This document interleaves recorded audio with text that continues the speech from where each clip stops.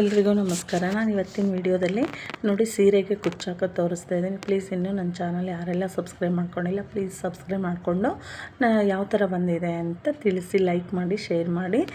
ನೋಡಿ ಇಲ್ಲಿ ನಾನು ಲಾಸ್ಟ್ ಟೈಮ್ ವಿಡಿಯೋದಲ್ಲಿ ಕುಚ್ಚನ್ನು ನಾನು ಬರೀ ಬೇಬಿ ಕುಚ್ಚು ಹಾಕೋದು ತೋರಿಸಿದ್ದೆ. ನಾನು ಕ್ರೋಶದಲ್ಲಿ ಹಾಕ್ಬಿಟ್ಟು ಬೇಸ್ ಒಂದು ಲೈನ್ ಹಾಕ್ಬಿಟ್ಟು ತೋರಿಸಿದೆ. ಈ ಸರಿ ನಾನು ಬೀಡ್ಸ್ ಹಾಕ್ಬಿಟ್ಟು ಯಾವ ಥರ ಈಸಿಯಾಗಿ ಹಾಕೋದು ಅಂತ ತೋರಿಸ್ತಾ ಇದ್ದೀನಿ. ಇದಕ್ಕೆ ನಾನು ಇಲ್ಲಿ ಸ್ಯಾರಿ ಕಲರ್ದು ಥ್ರೆಡ್ ತೊಗೊಂಡಿದ್ದೀನಿ, ಸಿಲ್ಕ್ ಥ್ರೆಡ್ ತೊಗೊಂಡ್ಬಿಟ್ಟು ಈ ಥರ ಒಂದು ಪ್ಲೈವುಡ್ ಇರುತ್ತಲ್ವ, ಈ ಪ್ಯಾಡಲ್ಲಿ ನಾನು ಒಂದು 100ರಿಂದ 120 ಎಳೆ ತೊಗೊಂಡಿದ್ದೀನಿ. ನಿಮಗೆ ಕುಚ್ಚು ದಪ್ಪ ಬೇಕು ಅಂದರೆ 120 ಎಳೆ ತೊಗೊಳ್ಳಿ. ನಮಗೆ ಕುಚ್ಚು ತುಂಬ ದಪ್ಪ ಬೇಡ ಅಂದರೆ 100 ಎಳೆ ಸಾಕು, ಕರೆಕ್ಟಾಗಿ ಆಗುತ್ತೆ. ನೋಡಿ ಈ ಥರ ಎಲ್ಲ ಫುಲ್ಲು ಒಂದು 100 ಎಳೆ ಸುತ್ಕೊಂಡ್ಬಿಟ್ಟು ನೀಟಾಗಿ ಈ ಥರ ಟೈಟಾಗಿ ಸುತ್ಕೊಂಡು ಆಮೇಲೆ ನಾವು ಇದನ್ನು ಕಟ್ ಮಾಡ್ಕೋಬೇಕು. 100 ಎಳೆ ಆದಮೇಲೆ 100 ಎಳೆ ಅಂದರೆ ಇಲ್ಲಿ ನಮಗೆ 200 ಎಳೆ ಆಗುತ್ತೆ. 100 ಎಳೆ ಸುತ್ಕೊಂಡ್ರೆ ಅದು ಮತ್ತೆ ಒಂದು ಫೋಲ್ಡಿಂಗ್ ಬರುತ್ತಲ್ವ, ಕರೆಕ್ಟಾಗಿ 200 ಎಳೆ ಆಗುತ್ತೆ. ಕರೆಕ್ಟಾಗಿ ಆಗುತ್ತೆ. ತುಂಬ ದಪ್ಪನೂ ಆಗಲ್ಲ, ತುಂಬ ತೆಳ್ಳನೂ ಆಗಲ್ಲ.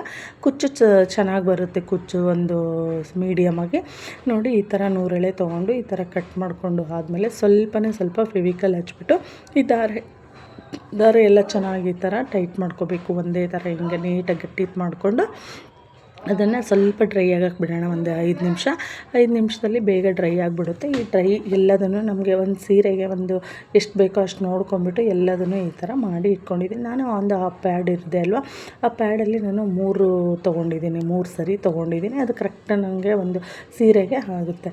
ತೊಗೊಂಡು ಅದು ಎಲ್ಲ ಫೆವಿಕಲ್ ಹಚ್ಚಿ ಡ್ರೈ ಆದಮೇಲೆ ಈ ಥರ ಅದನ್ನು ನಾವು ಸಿಲ್ಕ್ ಥ್ರೆಡ್ನ ಐರನ್ ಮಾಡ್ಕೋಬೇಕು. ಈ ಥರ ಐರನ್ ಮಾಡ್ಕೊಳ್ಳೋದ್ರಿಂದ ಕುಚ್ಚು ನೀಟಾಗಿ ಶೇಪು ಚೆನ್ನಾಗಿ ಬರುತ್ತೆ, ಕುಚ್ಚು ನೀಟಾಗಿ ಬರುತ್ತೆ, ಚೆನ್ನಾಗಿ ಅನಿಸುತ್ತೆ. ಈ ಥರ ಮಾಡ್ಕೊಳ್ಳೋದ್ರಿಂದ ಸ್ಟ್ರೈಟ್ನಿಂಗ್ ಆದರೂ ಮಾಡ್ಕೋಬೋದು, ಇಲ್ಲ ಈ ಥರ ಐರನ್ ಆದ್ರೂ ಮಾಡಿ ಇಟ್ಕೊಂಡು ಎಲ್ಲ ರೆಡಿ ಮಾಡಿ ಇಟ್ಕೋಬೇಕು.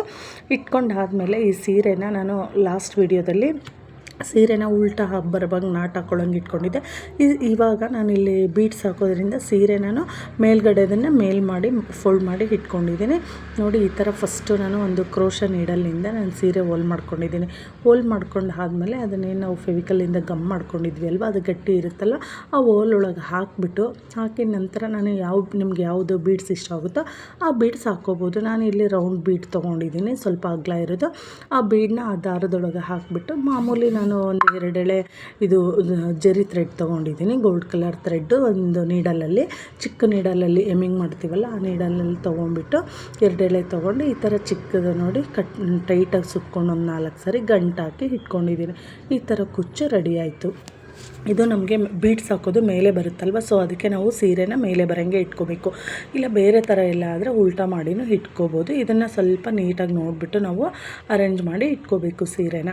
ಅದೇ ಥರ ನೆಕ್ಸ್ಟು ನಾನು ಅಷ್ಟೇ ಇದು ಸೂಜಿಯಲ್ಲೂ ಹಾಕ್ಕೊಂಡು ಇಟ್ಕೋಬೋದು, ಬಟ್ ಸೂಜಿಯಲ್ಲಿ ಹಾಕೋದ್ರಿಂದ ತುಂಬ ಹೋಲ್ ಆಗಿಬಿಡುತ್ತೆ ನಾವು ಫುಲ್ ಟೈಟಾಗಿ ಹೇಳೋದ್ರಿಂದ. ಅದಕ್ಕೆ ನಾನು ಈ ಕ್ರೋಶ ನೀಡಲಲ್ಲಿ ಫಸ್ಟು ನಾನು ಹೋಲ್ ಮಾಡ್ಕೋತೀನಿ ಸೀರೆನ. ಹೋಲ್ ಮಾಡ್ಕೊಂಬಿಟ್ಟು ಇದು ನಾವೇನು ಥ್ರೆಡ್ಡಿಗೆ ಫೆವಿಕಲ್ ಹಚ್ಚಿರ್ತೀವಲ್ವ, ಅದು ಫಸ್ಟು ಫೆವಿಕಲ್ ಹಚ್ಚಿರೋ ಒಂದು ಪ್ಲೇಸಲ್ಲಿ ಗಟ್ಟಿಯಾಗಿರುತ್ತಲ್ಲ ಆ ಹೋಲಲ್ಲಿ ನೀಟಾಗಿ ಅದರೊಳಗಡೆ ಹೋಗುತ್ತೆ.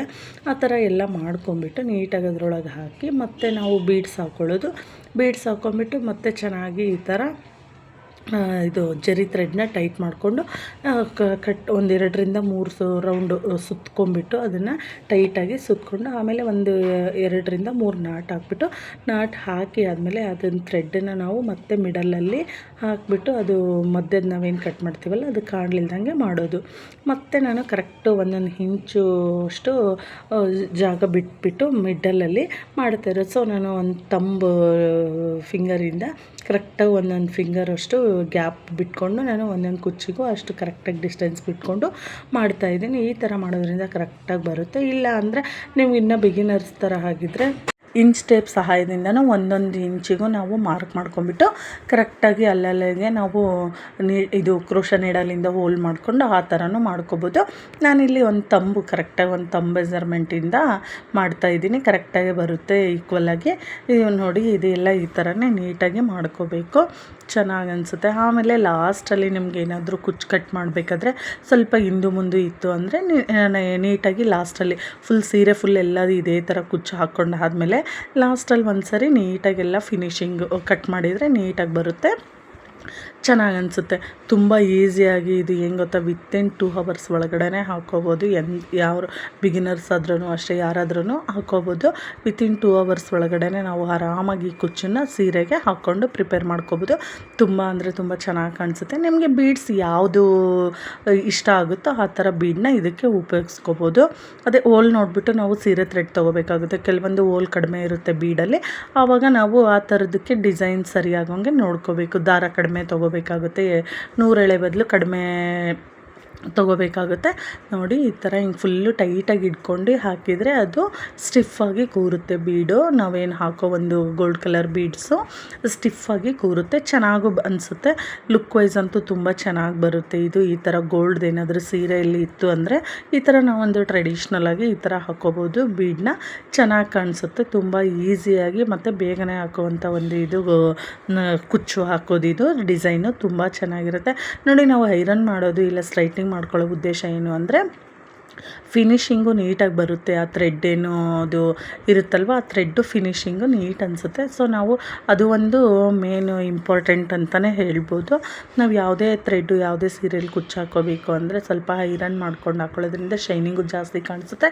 ಆಮೇಲೆ ಸ್ಟ್ರೈಟ್ನಿಂಗು ಅದೇ ಸ್ಟ್ರೈಟ್ ಥರ ಕಾಣಿಸುತ್ತಲ್ವ, ಅದು ಕುಚ್ಚು ನಮ್ಮದು ಫಿನಿಶಿಂಗು ಚೆನ್ನಾಗಿ ಬರುತ್ತೆ.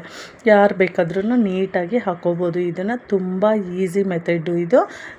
ನಿಮಗೆ ಯಾವ ಬೀಡ್ ಬೇಡ ಅಂದ್ರೂ ಬೇರೆ ಬೇರೆ ಸೀರೆ ಕಲರ್ಸ್ ಇತ್ತು ಅಂದರೆ ಆ ಕಲರ್ದು ಥ್ರೆಡ್ಡು ಬೇರೆ ಬೇರೆ ಥ್ರೆಡ್ ತೊಗೊಂಡ್ಬಿಟ್ಟು ಹಾಕೋಬೋದು, ಚೆನ್ನಾಗಿ ಬರುತ್ತೆ. ತುಂಬ ಈಸಿಯಾಗಿ ಇದನ್ನು ಕುಚ್ಚನ್ನ ಹಾಕೋಬೋದು ನೋಡಿ. ನಾವೇ ನಮ್ಮ ಸೀರೆಗೆ ನಾವೇ ಹಾಕ್ಕೊಳ್ಳೋದ್ರಿಂದ ಖುಷಿನೂ ಜಾಸ್ತಿ ಇರುತ್ತೆ, ಚೆನ್ನಾಗಿ ಅನಿಸುತ್ತೆ. ತುಂಬ ಈಸಿಯಾಗಿದೆ, ತುಂಬ ಅಂದರೆ ತುಂಬ ಈಸಿಯಾಗಿ ವಿತಿನ್ 2 ಅವರ್ಸಲ್ಲಿ ಒಂದು ಸೀರೆಗೆ ಆರಾಮಾಗಿ ಕುಚ್ಚು ನಾವು ಹಾಕ್ಕೊಂಡು ರೆಡಿ ಮಾಡ್ಕೋಬೋದು. ಸೂಪರಾಗಿ ಬಂದಿದೆ ನೋಡಿ. ಇಲ್ಲಿ ಡಿಸ್ಟೆನ್ಸು ಅಷ್ಟೇ, ನೀವು ಫಸ್ಟು ಬೇಕಂದರೆ ಒಂದು ಮೆಜರ್ಮೆಂಟ್ ಟೇಪ್ ತೊಗೊಂಬಿಟ್ಟು ಮಾರ್ಕ್ ಮಾಡ್ಕೊಂಡಾದ್ರೂ ಹಾಕ್ಕೊಳ್ಳಿ. ಇಲ್ಲಾಂದರೆ ಇಲ್ಲಿ ನಾನು ತೋರಿಸ್ತಿರೋ ಒಂದು ತಂಬು ಏನಿದೆ ಅಲ್ವಾ, ಈ ತಂಬು ಒಂದು ಇದನ್ನಾದ್ರೂ ಮೆಜರ್ಮೆಂಟ್ ನೋಡ್ಕೊಂಬಿಟ್ಟು ಹಾಕ್ಕೋಬೋದು. ಹಾಕ್ಕೊಂಡು ಇವಾಗ ನೋಡಿ ನಾನು ಲಾಸ್ಟಲ್ಲಿ ಎಲ್ಲದನ್ನು ಸೀರೆ ಫುಲ್ಲು ಕಟ್ಟೋದಾಯ್ತಲ್ವ, ಈ ಥರ ಮಿಡ್ಲಲ್ಲಿ ಹಾಕ್ಬಿಟ್ಟು ಅದನ್ನು ಅಂದರೆ ಗೋಲ್ಡ್ ಥ್ರೆಡ್ ಏನು ಅದನ್ನು ಕಾಣಿಸ್ಲಿಲ್ದಂಗೆ ನಾವು ಮಿಡ್ಲಲ್ಲಿ ಹಾಕ್ಬಿಟ್ಟು ನೀಟಾಗಿ ಈ ಥರ ಕಟ್ ಮಾಡ್ಕೊಳ್ಳೋದು. ಇವಾಗ ಇದು ಕುಚ್ಚು ನಾವೆಲ್ಲ ಹಾಗೆ ಕಟ್ ಮಾಡಿರ್ತೀವಿ ಅಲ್ವಾ, ಅದು ಸ್ವಲ್ಪ ಹಿಂದೆ ಮುಂದೆ ಇರುತ್ತೆ ಥ್ರೆಡ್ಡು. ಅದಕ್ಕೋಸ್ಕರ ನಿಮಗೆ ಲೆಂತ್ ಯಾವ ಥರ ಲೆಂತ್ ಬೇಕೋ ನೋಡಿಕೊಂಡು ಸ್ವಲ್ಪ ಉದ್ದ ಅಂದರೆ ಥ್ರೆಡ್ನ ಜಾಸ್ತಿ ಬಿಟ್ಕೊಂಡು ಕಟ್ ಮಾಡ್ಕೊಳ್ಳಿ. ಇಲ್ಲಿ ತುಂಬ ನಾನು ಬೇಬಿ ಕುಚ್ಚು ಶಾರ್ಟಾಗೇ ಇದ್ದರೆ ಕುಚ್ಚು ಹಾಳಾಗಲ್ಲ, ನಾವು ಯಾವ ಥರ ಫೋಲ್ಡ್ ಮಾಡಿಟ್ರೂ ನೀಟಾಗೇ ಇರುತ್ತೆ.